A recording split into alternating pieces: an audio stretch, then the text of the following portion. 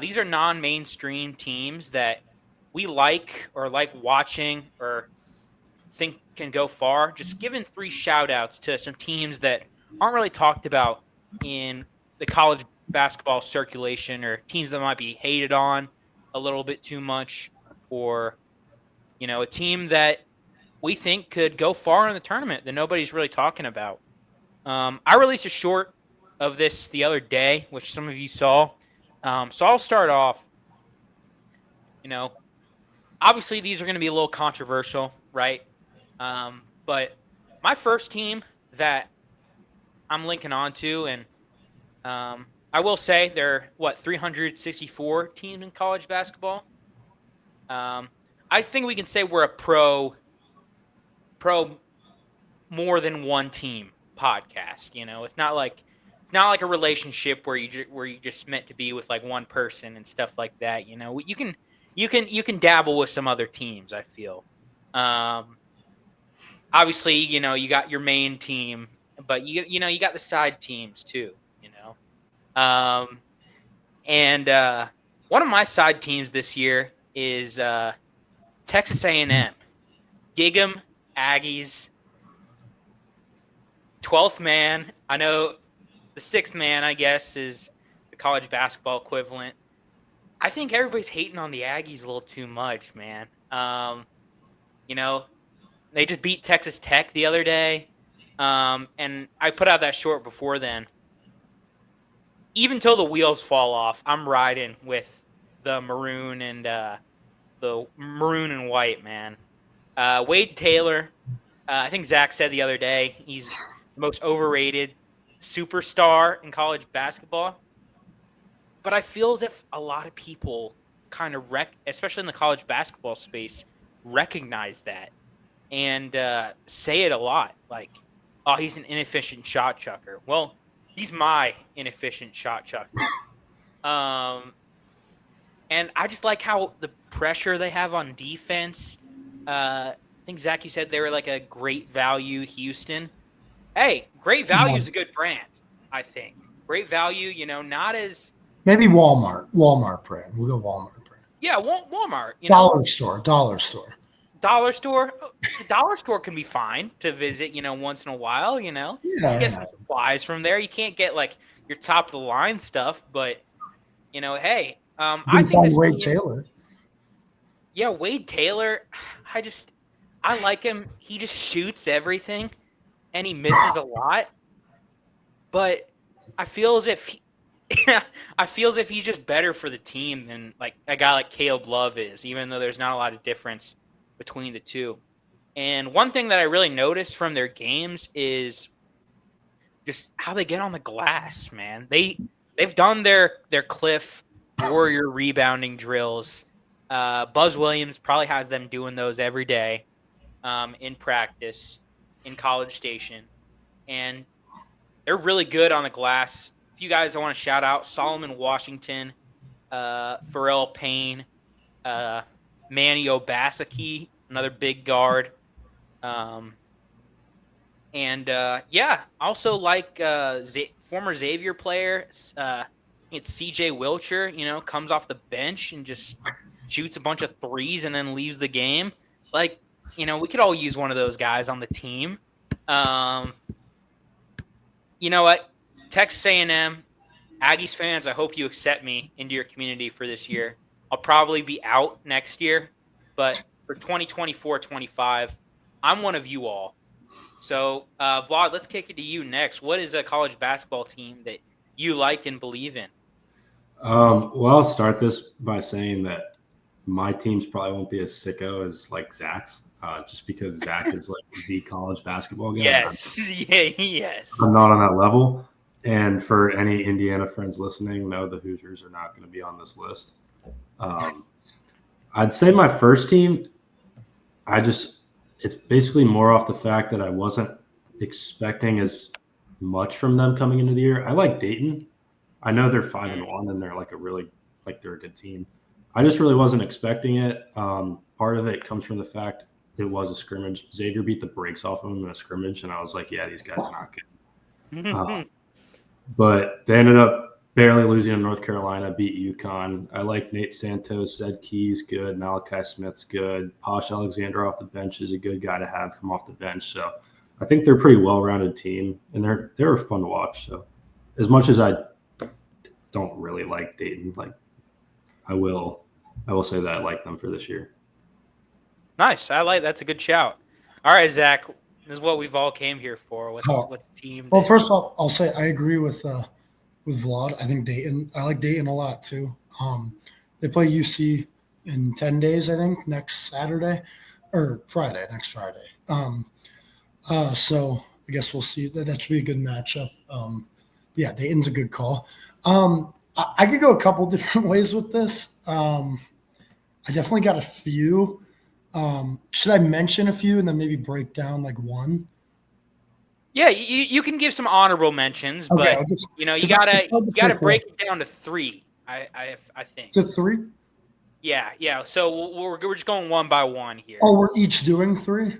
Yeah, we're each doing 3. Okay, yes, perfect. Never mind then. Okay. So I guess anybody that knows me this year, I am very big on the Sun Devils.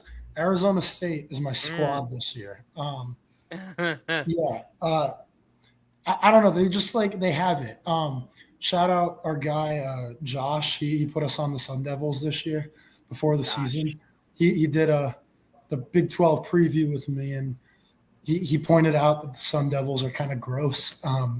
They are they're young. A lot of freshmen that play. I think they have 3 freshmen that get significant minutes. And they're just really athletic, and they have grit. They have grit. Bobby Hurley, when he's about to get fired, is the best coach in college basketball. So that is one thing. I don't know. They just they don't seem phased. They went on the road, almost beat Gonzaga earlier in the year. They seem completely unfazed by the environment at the Kennel. They have a nice win over St. Mary's. They beat New Mexico.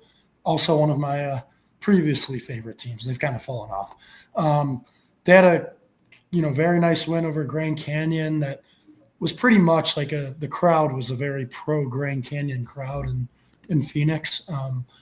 But these games, they just seem completely unfazed by the situation. They have, obviously they have talent with I'm told I'm pronouncing his name wrong, but Jaden Quaitons or whatever his name. I don't know how to pronounce. I've been told 7 different ways. The guy who was going to go to Kentucky. Yeah, but he's really fun to watch.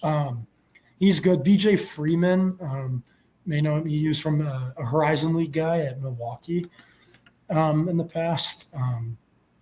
Alston Mason has been very good for them. I'm forgetting where he transferred from. It'll come to me. But our guy Bashir Jihad, another very good big, kind of a little bit of an undersized center, I'd say. Plays like a center. But yeah, they have a lot of, I don't know, they just kind of have that toughness you need. And those are things that won't show up in metrics and whatever and rankings, whatever it is. But it's kind of look, I'm a huge metrics guy. Everybody knows this, but I think the eye test is important too. And if you watch enough basketball, there are teams you watch and they have it. Arizona State has it. And I think they are very much, honestly, I think they're the only newcomer in the Big 12 equipped to play to play well in their first year in this new conference. I think they'll be an NCAA tournament team. I think they'll definitely have a very competitive Big 12 year. I think they're better than their in-state counterparts with Arizona, who's kind of the team everybody was expecting to be that, big school from the Pac-12 that was going to do well. I think it'll be Arizona State. I like them a lot. That's a great shout. I like all 3, really. And I don't know, this is going to seem like a little bit of a victory lap, especially, because of what they're doing right now as we're recording. But I did call this out, beginning of the season. I have been a bandwagon fan. I'm on the bandwagon, but feels if it's okay to be on a bandwagon of a team that nobody else is on the bandwagon. I have a lot of space on this bandwagon. and I think everybody's going to start hopping in with me. And that is my Razorbacks. Woo pig suey. Go Razorbacks. Look, they're beating Michigan right now by 11 points. Hopefully this ages well. I love this team. I think this team could go far. I liked this team before the season, but I didn't expect Adu Thiero to break out. I thought he might be coming off the bench, but he's been crazy. He gets the line ton of times a game. I know they have those tough losses. Took a loss to Illinois and then lost another game. I forget to who, but it wasn't a Baylor. Baylor, yeah, not an outstanding opponent, but those are 2 losses to two tournament teams, you know. And I think that John L. Davis and DJ Wagner are going to play better. They've been pretty bad this year. Obviously I love Boogie Fland. Boogie, I'm a big fan. Probably one of my favorite freshmen in the nation. And analytically, this team, they're bad analytically. I like the metrics too. They're 44th on KenPom, but I will say they're 19th rated defensively. And that was a critique of Cal's team last year at Kentucky, was they couldn't guard anyone. Well, now they're guarding people. And I feel as if the offense will come, feels if they can peak at the right time. And Calipari, I love that everybody's hating on him. Everybody's like, "Oh, he's washed." I watch a lot of big media college basketball shows, and they're like, "Oh, he's lost everything. You might as well just fire him now and start new." No, I like Calipari as an underdog, and I think he's eating it up as an underdog. And so Razorbacks, I love you. I haven't been to the state of Arkansas, but I would love to visit. I'm sure you guys have a wonderful campus out there in Fayetteville, and I'm cheering for you. All right. Next, this is kind of a team that I haven't really been expecting, or at least coming into the season, I didn't expect a whole lot, and I didn't expect this particular player either to be as good as he's been so far. But I feel like every time I open a scoreboard or a box score or go on Twitter or X or Instagram, he's popping up. It's Derek Queen in the Terps. I really did not think Derek Queen would be this good. I know I've heard a lot about him because back in the spring he was like crystal balled to come to IU at some point, and then that went away. And then he went to Maryland, whatever. But they're good, and they don't just have him. They have a couple other dudes, and their losses have been pretty close losses, if I remember right. And it was like Purdue and Marquette.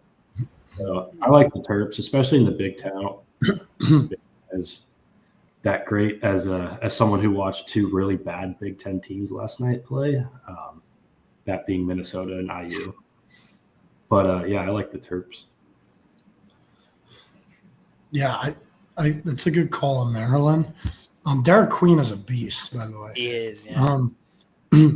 See, I'm trying to think who I want to go in depth and who I want to just put in the honorable mentions.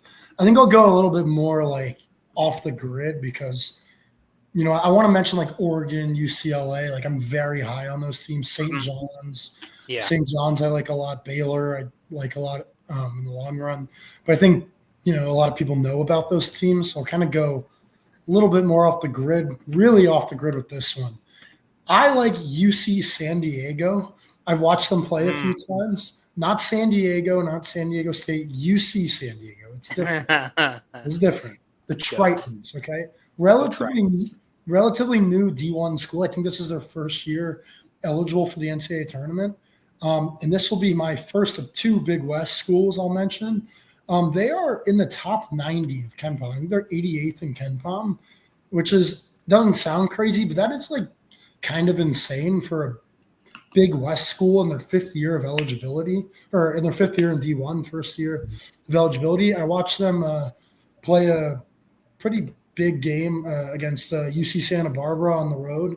Who's another solid Big West school. It's a really good deep mid-major conference that, obviously you got the traditional mid-major conferences that are solid, like the Missouri Valley, the American, A10, Mountain West. But one of the better, traditional mid-major conferences I've seen in a while, UC San Diego, they just kind of, I don't know, they watching them, they look like just a really good basketball team. They have a lot of experience, I think. I mean, they're a very old team. If I remember correctly, they don't really have any many freshmen at all playing. I don't know, they're a fun watch offensively. They're very sound. They don't turn the ball over at all. I'm trying to look. Yeah, so they're a team that plays the possession game. It's kind of I don't know how familiar we are with Iowa State, how they do it. They turn you over a bunch and they don't turn the ball over. So UC San Diego is kind of the same way. I think they're sixth in KenPom and turning other teams over, and they're fifth in not turning the ball over. So they're really good on both ends like that, and that's really important. So they get that many extra possessions. And then they have this dude from I think New Zealand. I have no idea what his name is, but he was kind of fun to watch. Let me see if I can.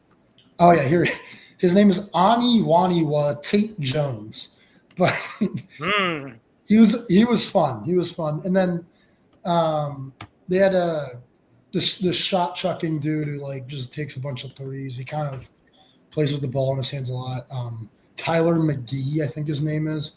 Yeah, he's already attempted 78 threes this year, so the dude loves to get it up. I don't know, fun team. Could challenge UC Irvine and the Big West. I'm debating whether I want to talk about them for my third team eventually, but they're really fun too. But could present a challenge there. If you are just a fan of all college basketball, I would recommend watching the UC San Diego, UC Irvine games. Very solid.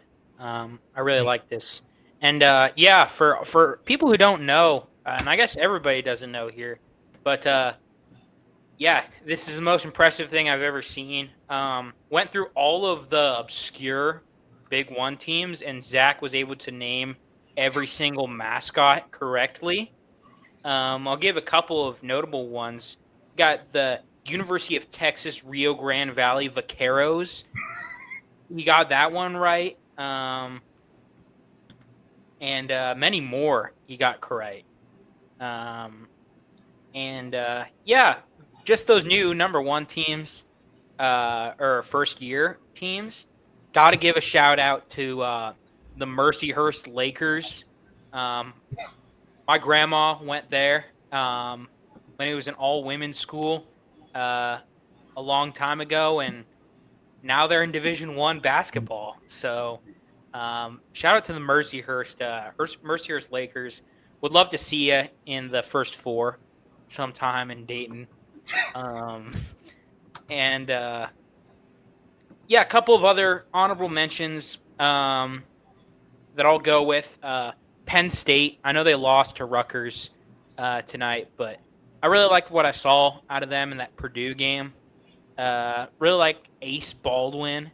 Kind of a defensive, scrappy guy that can also score the ball. But my real number 3 team is the West Virginia Mountaineers. We're talking, Zach and I, about the Mountaineers before the season, and I'm a big fan of theirs. Normally, I don't do the father-son thing, the coach's son archetype. Normally doesn't play very well in college basketball, like thinking Fran McCaffrey and any youth coach who just puts his son at shortstop and bats him clean up even though he sucks. But I like the Tucker DeVries, Darian DeVries pairing they got this year. I might say the most blasphemous thing ever, but Tucker DeVries kind of reminds me of a not even a dollar store, but what's the cheapest store you could go to? The dollar store. I don't know. Dollar store. How about like the 50-cent store? Sure. Larry Bird. Kind of reminds me of Larry Bird a little bit. Larry Legend, the hick from French Lick. I mean, he's very slow, but can shoot the ball very well.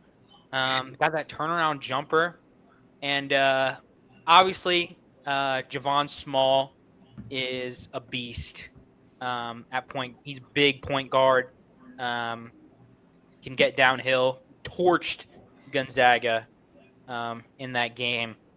And then they got a couple of nice people on the defensive end.